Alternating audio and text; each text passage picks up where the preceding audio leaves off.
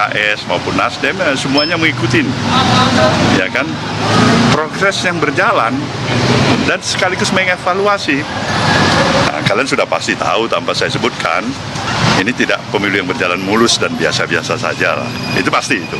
Pak Surya, kemarin ada rencana bertemu dengan Bu Mega, itu seperti apa tuh Pak? Apa itu? Apa memang ada rencana bertemu dengan Bu Mega Pak? Bertemu dengan Mbak Mega itu barangkali bisa tanya sama Mbak Mega. Kalau dari saya kan sudah beberapa kali saya katakan bahwasannya antara komunikasi antara saya dengan Mbak Mega itu adalah komunikasi yang tetap barangkali amat sangat dibutuhkan oleh, katakanlah, sebagian besar lah saya bisa katakan masyarakat yang menginginkan bagaimana kita bisa duduk bersama untuk melihat masa depan bangsa ini. Kemarin para sekjen kan sudah bilang bahwa dukungan kepada hak angket dari PDIP ini sudah asasi dari Mas Surya. Artinya sikap dari Koalisi Perubahan akan mendukung hak angket dari Nah, kalian tahu itu kan hak konstitusional yang ada. Saya pikir wajib ya. Bukan hanya sekedar mengiyakan, tapi wajib untuk menghormati, menghargai hak-hak konstitusional itu. Kan sayang sekali kita ada hak konstitusional diinisiat siapapun itu, terutama barangkali saat ini adalah kawan-kawan dari Partai Demokrasi Indonesia Perjuangan misalnya. Nah, kita katakan tidak baik, kita katakan kurang, kita tidak sepakat. Itu hak dalam berdemokrasi. Tapi sikap kita dalam hal ini pendukung Mas Anies dan Caimin dalam koalisi perubahan, jelaslah memberikan support, memberikan katakanlah dukungan ke arah itu. Prosesnya bagaimana? Ya biarkan dia mengalir aja secara natural aja. Pak SP, apakah sikap itu juga disampaikan kepada Pak Jokowi ketika bertemu kemarin? Begitu Belum ada yang nanya dan kita pun belum tahu. Karena begitu dinamisnya perjalanan aktivitas kegiatan yang ada di tengah-tengah pemilihan umum yang sudah berlangsung ini ya. Pak Surya, kemarin 3 sekjen mengatakan bahwa proses untuk menyetujui hak angket ini masih menunggu PDIP menggulirkan dulu di DPR. Kenapa itu harus menunggu PDIP sementara 3 kursi 3 partai koalisi perubahan ini lebih besar daripada PDIP, Pak? Barangkali ini 3-3 semuanya masih sayang sama PDIP ya. Nggak ada jarak kali. Kalau masih menunggu pasti itu. Kalau nggak, kenapa? Untuk apa ditunggu itu? Atau nunggu Pak Surya ketemu sama Bu Mega? Enggak juga. Terkait dengan pertemuan itu, Pak, rencana pertemuan itu udah ada rencana belum Pak bakal digelar apa? Bagaimana? Terkait dengan rencana pertemuan dengan Bu Mega, apakah sudah ada plan waktu gitu, kapan akan digelar? Saya pikir mudah-mudahan tidak terlalu lama lagi. Mudah-mudahan ya. Barangkali apakah Mbak Mega sudah barangkali mempunyai waktu, pikiran, kondisi yang tepat, ya itu terserah Mbak Mega ya. Pak Surya Paloh, bagaimana kalau ini pertama kalinya bolanya dilempar oleh Mas Ganjar, bukan dari suara partai sebelumnya? Apakah nanti pertemuan dengan Mas Mega? Saya kan katakan tadi, jangankan Mas Ganjar yang calon presiden, kamu sebagai reporter, sebagai jurnalis menggagas itu hak konstitusional yang ada di negeri kita ini.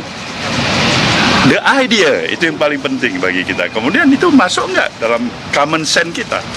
Saya pikir hak-hak konstitusional itu, kalau itu jalan yang kita mau tempuh, sayang sekali kalau itu diabaikan. Sayang 1000 kali sayang. Apa yang kita pilih? Jalan dalam pendekatan aspek konstitusional atau inkonstitusional? Yang mana?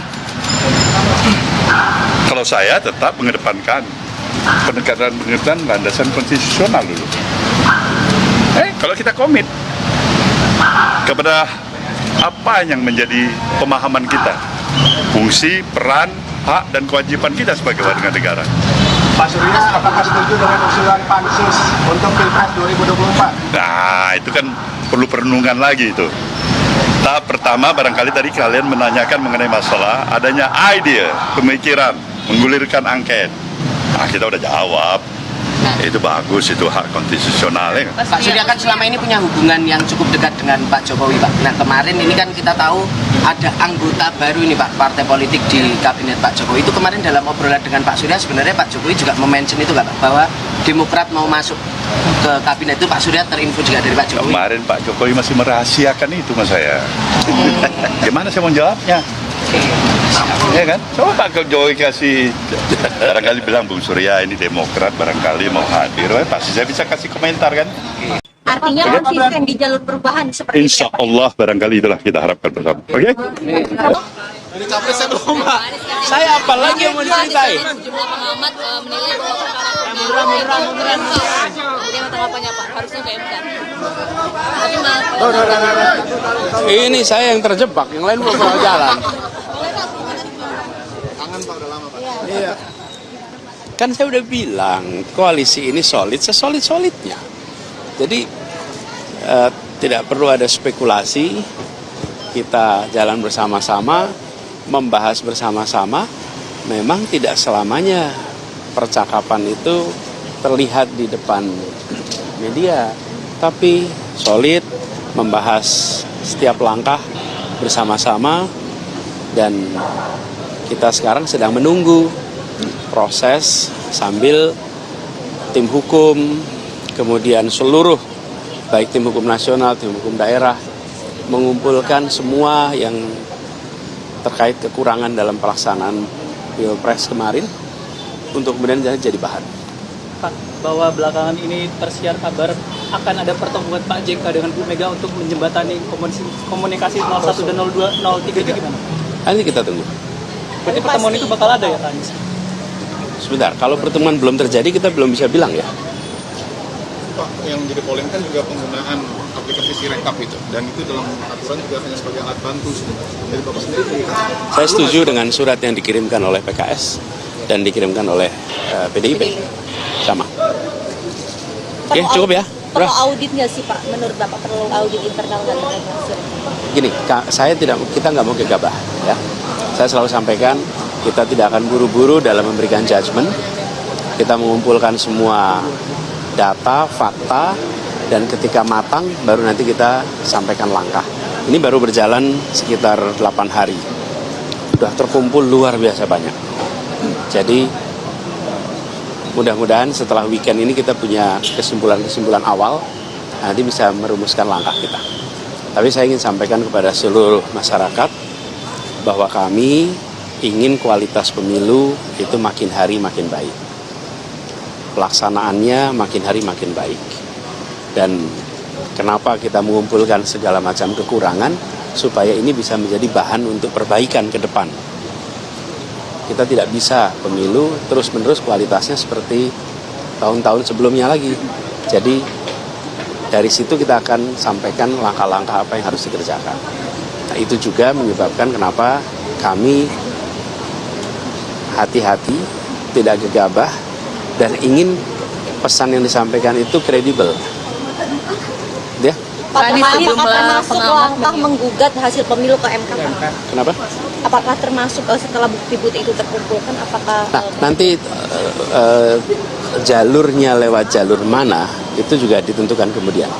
Pada fase ini yang penting kumpulkan semua temuan, nanti baru ditentukan lewat jalur mana aja. Tapi juga akan ke MK ya Pak? Semua opsi terbuka, tidak ada yang tertutup. Pak Anies ini kan koalisi perubahan dengan PDIP ini sudah satu gerbong untuk mengusulkan hak angket. Nah dari Pak Anies sendiri dengan capres-cawapres dari yang diusung oleh PDIP ini sudah melakukan komunikasi Pak? Gini, kalau menyangkut hak angket seluruhnya ada di dalam wilayah partai. Jadi secara khusus biar pimpinan partai, sekjen dan ketua yang berbicara. Ya. Tapi kalau Pak Anies ada komunikasi dengan Mas Ganjar nggak sih? Pokoknya nanti tahu ketemu aja gitu. Ya, oke. Jadi masih Cukup percaya ya. sama Cukup. MK ya Pak Anies? Masih percaya sama MK juga ya? Mau lewat MK juga ntar? Tidak ada jalur yang opsinya ditutup, nggak ada.